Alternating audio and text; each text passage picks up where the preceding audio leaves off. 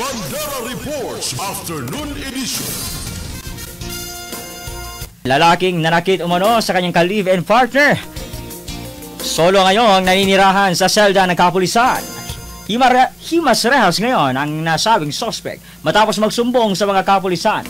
Ang isang biktima sa kapulisan sa Purok 11 Barangay Nuru, Maguindanao del Norte, kamakalawa ng gabi nitong nagdaang weekend. Ayon sa report ng UP Municipal Police Station, nakatanggap ang kanilang tanggapan mula sa isang concerned citizen ng tawag sa kaguluhan na nangyayari sa kanilang kapitbahay sa nabanggit na lugar. Nagsagawa ng police response operation ang mga tauhan ng UP-MPS sa lugar na nagbigay oportunidad sa biktima na iulat ang pamimisikal sa kanya ng kanyang ka-live-in partner tulad ng pagsuntok sa kanyang likurang bahagi ng katawan. Matapos ipalaw sa suspect ang kanyang karapatan sa ilalim ng Miranda Doctrine, ay agad itong inaresto at dinala sa UP Municipal Police Station para sa tamang dokumentasyon at karagdagang investigasyon.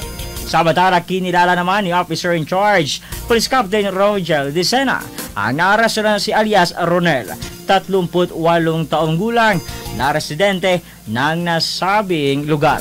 Kakaharapin ni Ronel ang kasong paglabag sa Republic Act 9262 o mas kilala bilang Anti-Violence Against Women and Their Children's Act of 2004. Bandera Reports Afternoon Edition.